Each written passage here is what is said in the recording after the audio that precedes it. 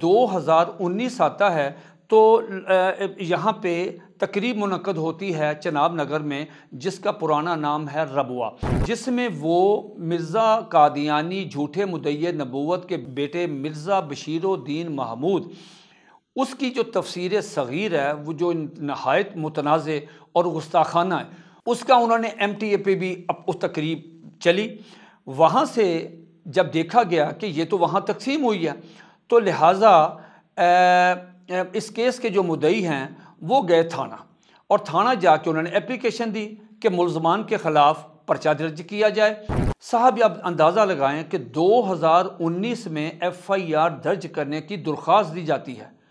لیکن آپ اندازہ لگائیں کہ وہ کیا لوگ ہیں، وہ کیا ان کو مطلب ان کے کیا سورسز ہیں، کون ان کی سہولت کاری کرتا ہے کہ اس کیس پہ پرچہ درج نہیں ہوتا۔ کبھی کہتے ہیں GIT بنائیں، کبھی وہ DCO DPO کے پاس، کبھی کسی کے پاس، کبھی کسی کے پاس تفتیش ہو رہی ہے، دیکھیں گے یہ کریں گے، پرچہ درج نہیں ہوتا۔ 2019 میں دی گئی اپلیکیشن کا جو پرچہ درج ہوتا ہے وہ ہوتا ہے 2022 میں، لیکن اس کی گرفتاری دیکھیں کیا ہوا، 22 میں پرچہ ہوا، 23 میں جا کے 2023 میں وہ گرفتار ہوتا ہے۔ اس کے بعد سیشن کورٹ میں مقدمہ چلتا ہے، وہ اپلیکیشن دائر کرتا ہے اس کی ضمانت کی، اس کی جج صاحب پورا ریکارڈ ملاحظہ کرتے ہیں، وکلاء آتے ہیں، مخالف آتے ہیں، مدعی کی طرف سے آتے ہیں، حکومت آتی ہے، تفتیشی افسر آتا ہے، پورا ریکارڈ ان کے سامنے رکھتے ہیں، دودھ کا دودھ پانی کا پانی ہوتا ہے۔ تو جناب سیشن جج صاحب جو ہیں لالیاں کے، وہ اس کی ضمانت کو پورا ریکارڈ چیک کرنے کے بعد اس کو ضمانت کو میرٹ پہ اس کو مسترد کرتے ہیں، ضمانت کینسل کرتے ہیں۔ اس کے بعد یہ آدمی چلا جاتا ہے ملزم ہائی کورٹ میں۔ ہائی کورٹ میں بھی آپ دیکھتے ہیں کہ وہ کتنے کمپیٹنٹ مطلب جج صاحب ہوتے ہیں، تو انہوں نے پورا قانون، وہاں پہ مخالف وکیل بھی پیش ہوئے قادیانیوں کی طرف سے، مسلمانوں کی طرف سے بھی، اور بہت زیادہ دلائل ہوئے، جو قادیانیوں کو اعتراضات تھے وہ انہوں نے ڈسکس کیے، لہٰذا لاہور ہائی کورٹ نے بھی ان کی ضمانت کینسل کی۔ اس کے بعد یہ ملزم اپنی ضمانت کے سلسلہ میں چلا آیا اسلام آباد پاکستان کی سپریم کورٹ میں، تو یہاں پہ آ کے دو جج صاحبان، جناب چیف جسٹس جناب قاضی فائز عیسیٰ صاحب اور محترمہ مسرت حلالی صاحبہ جو جج صاحب ہے دوسری، انہوں نے اس آدمی کی ضمانت منظور کر لی۔ یہ ہے اس کیس کا پس منظر۔ اس کیس کے آئینی اور قانونی پہلوؤں پر میں روشنی ڈالنے سے پہلے آپ کی توجہ ایک اہم موضوع کی طرف دلانا چاہتا ہوں۔ دیکھیں، یہ کتاب تھی متنازع، یہ کتاب ہے گستاخانہ، اس میں اس قدر قرآن مجید اور اس کے نیچے قرآن مجید کے ترجمے میں تحریف اور گستاخانہ اور دل آزارانہ اور وہ چیزیں جس سے معاشرے میں لا اینڈ آرڈر کی صورتحال پیدا ہو سکتی ہے۔ مثلا میں آپ زیادہ تفصیل میں نہیں جاتا، میں ججمنٹ پہ آتا ہوں، لیکن میں اس کتاب کی یہ دیکھیں کہ اس میں ایک لفظ ہے کہ اللہ تعالیٰ فرماتے ہیں کہ انہوں نے اپنے نبی کو واقعہ معراج کے سٹارٹ میں کہ وہ مسجد الحرام سے مسجد اقصیٰ کی طرف لے کے گئے۔ اب یہ مسجد اقصیٰ جو لفظ ہے اقصیٰ، یہ وہی ہے فلسطین والی مسجد جس کے لیے ہم سب کوشش بھی کرتے ہیں کہ وہ آزاد ہو۔ اب یہ قادیانی اس میں لکھا ہے کہ اس سے مراد وہ نہیں ہے، بلکہ قادیان میں جھوٹے مدعی نبوت مرزا قادیانی کی جہاں عبادت کرتا تھا اس عبادت گاہ کا نام مسجد اقصیٰ ہے، چنانچہ یہ وہ مسجد اقصیٰ ہے۔ ٹھیک اسی طرح اس میں سورۃ صف کی آیت نمبر 6 وَمُبَشِّرٌ بِرَسُولٍ یَأْتِی مِن بَعْدِهِ اسمہ احمد، وہ احمد نبی علیہ السلام کا نام، اس میں گرامی حضرت عیسیٰ علیہ السلام بشارت۔ اب اس میں لکھا ہے کہ احمد سے مراد مرزا غلام محمد قادیانی۔ پوچھنا یہ ہے کہ یہ میرے پاس اس پنجاب گورنمنٹ نے جو پابندی لگائی وہ میرے پاس اس کا یہ نوٹیفیکیشن ہے، اور 2016 میں حکومت پنجاب نے اس کتاب کو ضبط کیا، اس تفسیر صغیر کو ضبط کیا، حکم دیا کہ جہاں جہاں جتنے نسخے ہیں اس کو ضبط کر لیا جائے، اور ممنوع قرار دے دیا گیا کہ بھی یہ کتاب جو ہے یہ ضبط ہے، بین ہے، اس پہ اب دوبارہ شائع نہیں ہو سکتی۔ اب مجھے صرف میں اتنا سوال پوچھنا چاہتا ہوں مقتدر حلقوں سے، قانون نافذ کرنے والے اداروں سے، کہ ان کی اتنی جرت کہ ایک کتاب بین ہے، قادیانیوں نے کس اصول کے تحت، کس قانون کے تحت، کون कलीदी ओहदों पे बैठे हुए सहूलतकार हैं जिन्होंने इनको शह दी, और ये किताब प्रिंट हुई, और प्रिंट भी ये रबुआ चनाब नगर से हुई है और वहां तकसीम हुई है, उनके प्रिंटर से हुई है, उनके प्रेस से हुई है और मुसलसल हो रही है। जब एक 23,000 मुकदमात हैं जो बैन किताबों पे पर्चे दर्ज हुए हैं कि जिसमें हेट मटेरियल है, इसमें भी हेट मटेरियल है। एक किताब बैन है, उसको किस कानून के तहत इन्होंने शाया किया? नंबर 2, ये मेरे पास कुरान एक्ट है, पंजाब कुरान एक्ट, ये कहता है, इसका रूल नंबर 14, इसके रूल्स 14 नंबर रूल्स कहते हैं कि साहब कोई गैर मुस्लिम कुरान मजीद को शाया नहीं कर सकता, प्रिंट नहीं कर सकता, उसको तकसीम नहीं कर सकता, प्रिंट नहीं कर सकता। मजीद लिखा कि अगर पूरे पंजाब में अगर कोई अदारा, कोई तंजीम, कोई शख्स अगर इसको शाया करना चाहता है तो वो रजिस्ट्रेशन करवाए, वहाँ उसके रूल्स एंड रेगुलेशन को ओबे करे। साहब ये तो इन्होंने तो रजिस्ट्रेशन करवाई नहीं। ये तो मतलब ये है कि ये जब गैर मुस्लिम इसको शाया ही नहीं कर सकता, तो मोहतरम जनाब फ़ाइज़ ईसा साहब को सबसे पहले ये सवाल पूछना चाहिए था कि ये जो आप तफसीर सगीर शाया कर रहे हैं, ये किस कानून के तहत कर रहे हैं? आप तो रजिस्टर्ड ही नहीं है और आप तो गैर मुस्लिम हैं। नंबर 2 कि कहा यह गया कि साहब इन पे मुकदमा जो दर्ज हुआ, मुकदमा जो दर्ज हुआ वो हुआ 2019 में और कानून बना 2021 में। हुआ ये है कि ये 2011 में कानून बना है, 2021 में नहीं बना, वकूआ 2019 में हुआ है। कानून पहले बन चुका था 2011 में। हुआ ये, वहां पे इसकी सजा थी 3 साल कैद और जुर्माना था 20,000 रुपया। और जनाब 2021 में सिर्फ इन्होंने सजा बढ़ाई है और इन्होंने जुर्माना बढ़ाया। 20,000 रुपए से इन्होंने ज्यादा करके 1 लाख रुपया जुर्माना कर दिया और उसकी 3 साल जो सजा थी उसको बढ़ा के 7 साल कर दिया। कानून तो 2011 में बना। दूसरी बात ये, मेरे पास ताज़ीरात पाकिस्तान का ये मौजूद है, इस पे 295 बी लगी कुरान मजीद की तौहीन और एक दफ़ा लगी 298 बी। 298 बी ये कहती है कि कोई कादियानी मिर्ज़ा कादियानी को सल्लल्लाहु अलैहि वसल्लम नहीं कह सकता, उसकी बीवी को उम्मुल मोमिनीन नहीं कह सकता, उसके दोस्तों को सहाबा नहीं कह सकता, अपनी इबादतगाह को मस्जिद नहीं कह सकता और वो अपने ऐसे किसी शख्स को खलीफा नहीं कह सकता। लिहाजा अब आप देखें, ये मैंने जो आपको मुतनाज़ किताब दिखाई है, इसके पहले सफ़े पे उन्होंने रज़ी अल्लाह तआला अन्हु लिखा हुआ। तो ये कानून की खिलाफ वर्जी जो दफ़ात लगी हैं वो बिल्कुल दुरुस्त इस पे लगी हैं।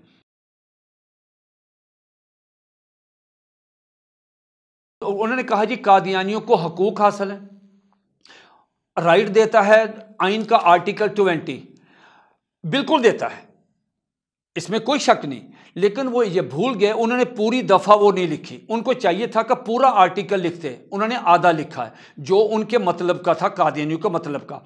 देखिए पूरा आर्टिकल ये कहता है कि पाकिस्तान में हर शहरी को, ख्वाह वो मुसलमान है, सिख है, हिंदू है, ईसाई है, चाहे यहूदी है, बुद्ध मत है, कन्फ्यूशियस है, मजूसी है, कोई है, कादियानी है,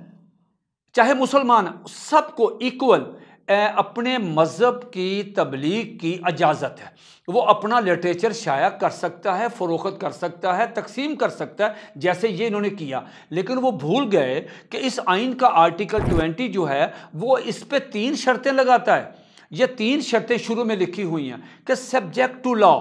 कि वो जो आदमी इससे फ़ायदा उठाना चाहता है वो क्या करे, वो आइन और कानून के आगे सरेंडर करे, वो सरे तस्लीम खम करे, वो माने पाकिस्तान के आइन को और कानून को। जब कादियानी ये कहते हैं कि हम पाकिस्तान के आइन को नहीं मानते, पाकिस्तान के कानून को नहीं मानते, पाकिस्तान की सुप्रीम कोर्ट के फैसलों को नहीं मानते, तो फिर ये हक इस्तेमाल कर ही नहीं सकते। कम अज़ कम جناب عزت مآب جسٹس صاحب کو ان سے یہ تو پوچھ لینا چاہیے تھا کہ کیا آپ پاکستان کے آئین کے مطابق اپنے آپ کو غیر مسلم تسلیم کرتے ہیں؟ تو وہی دودھ کا دودھ پانی کا پانی ہو جاتا۔ اچھا، دوسری بات اس میں لکھا ہے آپ کی تبلیغ سے لا اینڈ آرڈر کی صورتحال پیدا نہیں ہونی چاہیے۔ اب ہوا یہ ہے کہ اگر قادیانی اس تفسیر صغیر کو تقسیم کرتا ہے، مارکیٹ بازار میں جا کے لوگوں میں تقسیم کرتا ہے، اس میں تو لکھا ہوا ہے کہ احمد سے مراد مرزا قادیانی۔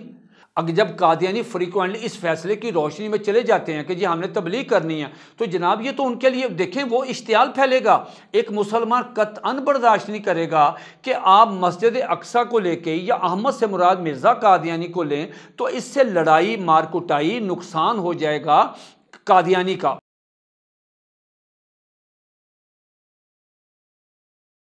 یہی بات پاکستان کی سپریم کورٹ کے 5 رکنی بینچ نے SCMR supreme court monthly review 1993 Zaheer الدین بنام سرکار پیج نمبر 1718 پہ یہ میرے پاس ججمنٹ ہے، یہی بات انہوں نے کہی تھی قادیانیوں سے کہ دیکھیں آپ ہمارے پاس آئے ہیں اپنا رائٹ لینے کے لیے کہ ہمیں حق دیں۔ تو سپریم کورٹ نے ان کے متعلق یہ لفظ لکھا ہے جو کسی بھی اقلیت کے خلاف نہیں لکھا، کہا آپ فراڈولنٹ نان مسلم ہیں، یعنی آپ دھوکے باز ہیں۔ آپ مرزا قادیانی کی بیوی کو ام المومنین کہتے ہیں، آپ مرزے کو صلی اللہ علیہ وسلم کہتے ہیں، مرزے کو محمد رسول اللہ کہتے ہیں، مرزے کے دوستوں کو صحابہ کہتے ہیں، مرزے کی باتوں کو حدیث کہتے ہیں، مرزے پہ اترنے والی وحی کو قرآن مجید کہتے ہیں، آپ مرزے کی بیٹی کو سیدۃ النساء کہتے ہیں، مرزے کے بیٹے کو قمر الانبیاء کہتے ہیں، آپ ربوہ کو مدینہ کہتے ہیں، آپ قادیان کو مکہ کہتے ہیں، وہاں سالانہ جلسے کو ذیلی حج کہتے ہیں۔ تو سپریم کورٹ نے یہ ساری چیزیں بیان کرنے کے بعد کہا کہ صاحب آپ دھوکے باز ہیں، اور دھوکے بازوں کے کوئی حقوق نہیں ہوتے۔ یہ تو آپ کا 5 رکنی بینچ کہہ چکا ہے کہ ان کے دھوکے بازوں کے حقوق نہیں ہوتے۔ اب سپریم کورٹ نے اس فیصلے میں ایک اور بات لکھی، وہی 20 کے تحت جو آئین کے آرٹیکل 20 قاضی صاحب نے جو بیان کیا اس میں لکھا، انہوں نے کہا کہ صاحب دیکھیں اگر ہم آپ کو تبلیغ کی اجازت دیتے ہیں، اب آپ جاتے ہیں بازار میں اور تبلیغ کرتے ہیں، آپ کہتے ہیں مرزا قادیانی محمد رسول اللہ، اگر تم یہ عقائد اپنے تحریری طور پہ سپوکن ریٹن اگر تم تقسیم کرو گے،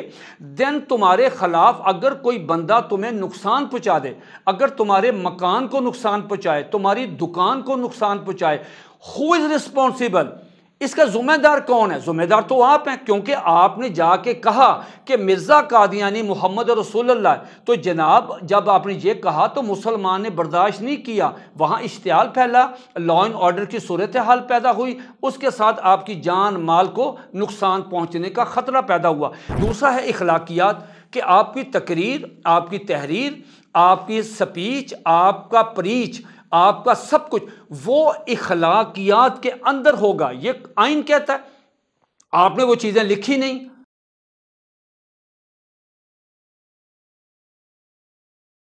ہوا یہ ساری چیزیں کیوں ہوئی، ہیجانی کیفیت پورے ملک میں کیوں پیدا ہوئی؟ بصد احترام میں عرض کرتا ہوں کہ جس دن یہ ہیرنگ ہوئی 6 تاریخ کو فروری کو، جناب چیف جسٹس صاحب کی عدالت میں مسلمان جو مدعی ہے اس کی طرف سے پیش ہوئے اور قادیانیوں کی طرف سے قادیانی وکیل پیش ہوا۔ ہمارا مسلمان جو وکیل صاحب تھے یہ آئے روسٹم پہ، انہوں نے سلام کیا اور کہا سر انہوں نے کہا آپ کون ہیں؟ کہا سر میں مسلمان جو مدعی ہے جس نے پرچہ درج کروایا میں اس کی طرف سے حاضر ہوا۔ جج صاحب نے یقین مانے بہت ہارش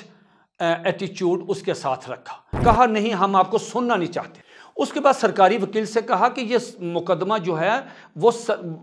بنام سرکار ہے۔ وہ سرکاری وکیل آئے، سرکاری وکیل صاحب نے روسٹم پہ آ کے کہا کہ سر میری ایک چھوٹی سی ہمبلی ریکویسٹ ہے کہ اس کو آپ ایک دن کے لیے مجھے 1 دن کی رخصت دے دیں، میں نے کیس رات مجھے پتہ چلا، میں نے فائل کو دیکھا ہی نہیں ہے، میں بالکل اس کے بارے میں جسٹس صاحب نے وہ بھی الاؤ نہیں کیا اور کہا کہ نہیں ہم آپ کو نہیں 1 دن نہیں دے سکتے۔ اس کے بعد قادیانی وکیل نے دلائل دیے۔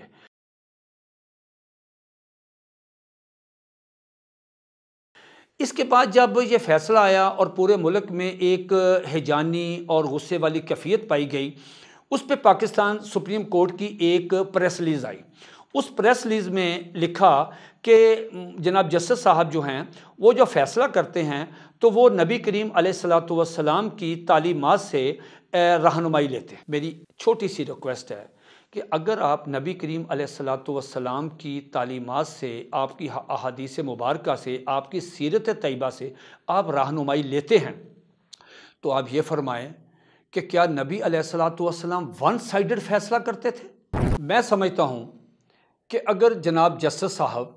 اپنی عدالت میں مدعی کے وکیل کو سن لیتے تسلی کے ساتھ، اس پہ پوری جرح کرتے، اس پہ قرآن ایکٹ کے بارے میں، ایف آئی آر کے بارے میں، اس کے 295 کے بارے میں، 298 کے بارے میں، مزید جو سوالات تھے خوب کرتے،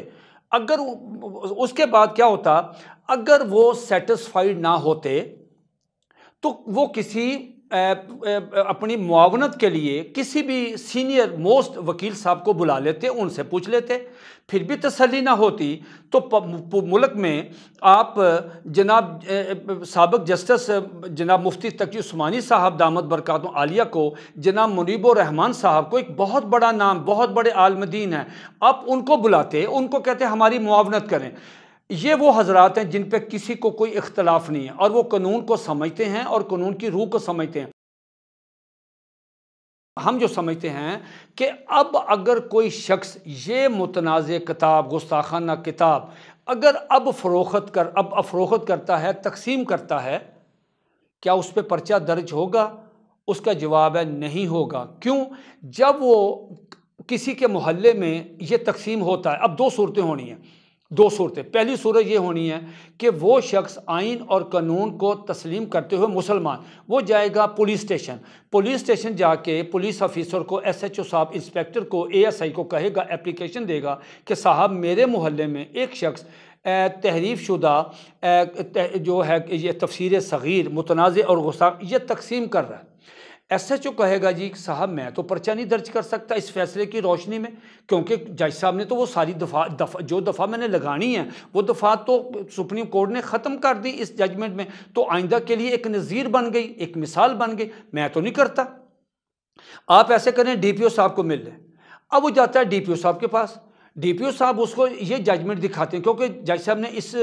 اپنی ججمنٹ کے آخر میں لکھا رپورٹڈ، یہ اس میں آگے پی ایل ڈی وغیرہ میں جو قانون کی کتابیں ہیں یہ ہمیشہ کے لیے ایک مثال بن جائے گی، یہ ججمنٹ اس میں رپورٹ ہو رہی ہے، شائع ہو رہی ہے، مستقل ریکارڈ بن جائے گی قانون کی کتابوں کا۔ اب وہ نکالے گا فیصلہ، وہ کہے گا کہ صاحب دیکھیں میری نوکری خطرے میں ہے، میں چیف جسٹس صاحب کے احکامات کی حکم عدولی نہیں کر سکتا، اس پہ دفعہ لگتی نہیں، میں کون سی دفعہ لگاؤں؟ اگر 295 توہین قرآن، 298 تبلیغ قادیانیت ایکٹ غیر مسلم کا کوئی قانون قرآن مجید شائع نہیں کر سکتا، تقسیم نہیں کر سکتا، تو وہ تو دفعات اڑ گئی ہیں، لگا ختم کر دی، حذف کر دی گئی ہیں، میں تو وہ پرچہ درج نہیں کرے گا۔ اب اس سے کیا ہوگا؟ اب اس سے میں نے وہی بات کی جو پاکستان کی سپریم کورٹ نے کہا کہ قادیانیوں کے لیے امن و امان کا مسئلہ پیدا ہو جائے گا، وہ جب یہ تقسیم کریں گے اس فیصلے کی روشنی میں ان کو شے ملے گی، وہ جائیں گے، جب تقسیم کریں گے تو میرا ذاتی خیال ہے کہ لا اینڈ آرڈر کی صورتحال پیدا ہو جائے گی۔ ہمارا ملک اس صورتحال کو ایک لمحے کے لیے بھی ہم اس کے متحمل نہیں ہیں۔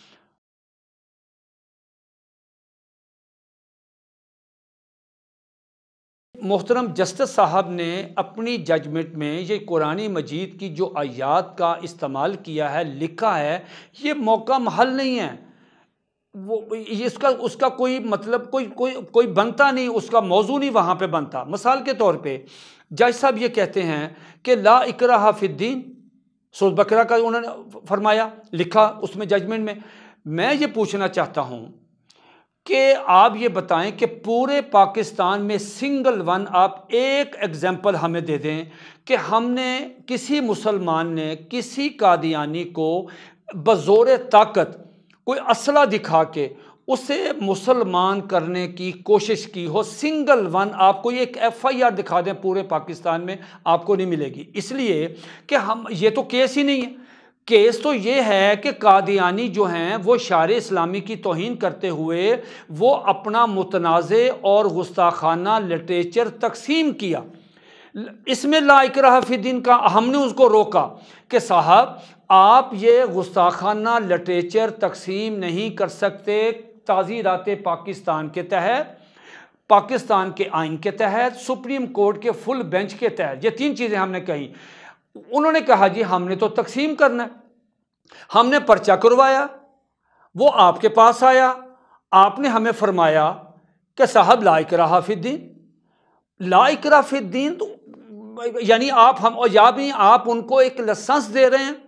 کہ آپ ہمیں ٹوک رہے ہیں کہ صاحب آپ کی جرت کس طرح ہے ان کو روکنے، جب قرآن مجید کہتا ہے کہ کوئی جبر نہیں، تو صاحب ہم تو جبر کاری نہیں، ہم تو اپنا حق مانگ رہے ہیں، اس کو روک رہے ہیں۔ ایک تو یہ irrelevant آیت قرآن مجید کی اس میں آئی۔ دوسری irrelevant آئی جس سے میں بصد احترام جسٹس صاحب سے اختلاف کرتے ہوئے ایک قانون کا ایک معمولی سا طالب علم ہونے کی حیثیت سے عرض کرتا ہوں کہ جسٹس صاحب نے فرمایا اپنی ججمنٹ میں، انہوں نے کہا کہ صاحب جب اللہ تعالیٰ نے قرآن مجید کی حفاظت کا ذمہ لیا ہے، لوگ کون ہوتے ہیں، آپ کون ہوتے ہیں، مدعی کون ہوتا ہے، مدعی کا وکیل کون ہوتا ہے کہ وہ آئے اور مقدمہ درج کروائے، یہ تو اللہ نے ذمہ لیا۔ تو بصد احترام میری درخواست ہے کہ قرآن مجید کے ایک نہیں کئی جگہ پہ اللہ رب العزت نے اس کائنات میں جو جاندار ہیں ان کے رزق کا بھی ذمہ لیا ہوا ہے۔ تو صاحب اگر اس آیت کا ترجمہ آپ کے فیصلے کی روشنی میں پرکھا جائے تو پھر تو اس شخص کو گھر بیٹھنا چاہیے کہ بھی مجھے رزق من و سلوہ کی طرح میرے گھر میں اترے گا۔ لیکن ہم دیکھتے ہیں کہ وہ آدمی اپنی روزی روٹی کے لیے وہ کوشش کرتا ہے، کاروبار کرتا ہے، نوکری کرتا ہے، جو بھی ہے۔ مسلم جسٹس صاحب بھی اپنے رزق کے لیے نوکری کرتے ہیں، ٹھیک ہے، اللہ بہت بڑا اللہ نے ان کو مقام دیا۔ تو یہ ان پہ فٹ نہیں آتا حضرت کہ یہ کہہ دینا، یہ جو انسان ہیں اللہ رب العزت ان میں سے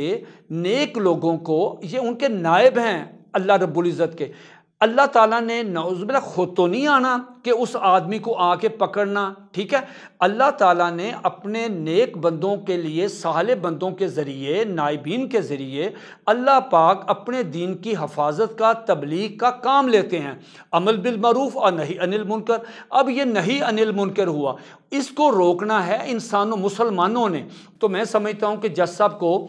اگر قرآن مجید سے انہیں روشنی لینی ہے، ان کو چاہیے تھا کہ پاکستان سے اس موضوع سے متعلقہ کسی جیت عالم دین کو بلاتے، تمام مسالک کے ایک عالم دین کو بلا لیتے، ایک سینئر موسٹ وکیل صاحب کو بلا لیتے، attorney general, deputy attorney general کو بلا لیتے، یقین مانیے یہ دودھ کا دودھ اور پانی کا پانی ہو جاتا۔ بڑی خوشی کی بات ہے کہ پاکستان کی سپریم کورٹ نے ایک لینیٹ ویو لیتے ہوئے، اور احساس ان کو ہوا ہے کہ کہیں نہ کہیں تھوڑا سا کوئی فیصلے میں کوئی غلط ہو گیا، یہ بہت بڑی بات ہے۔ وہ ریویو میں مختلف حضرات جا رہے ہیں، اس ریویو میں ممکنہ جسٹس صاحبان جو ہیں وہ سوال و جواب کریں گے آئین اور قانون کے تناظر میں، لیکن میں پھر درخواست کروں گا کہ اس ریویو میں جناب جسٹس صاحب کو چاہیے کہ وہ اس میں جلدی نہ کریں، اس پورے کیس کو تسلی کے ساتھ سنیں، اس میں کوئی جلدی نہیں ہے، کیونکہ پیچھے 100 سالہ جد و جہد ہے مسلمانوں کی، اس ایک فیصلے سے اس جد و جہد کی جو سبوتاز ہو سکتی ہے۔ میرا ذاتی خیال یہ ہے کہ دونوں پارٹیوں کو سن لیں، مسلمان وکلاء کو بھی اور قادیانی وکلاء کو بھی،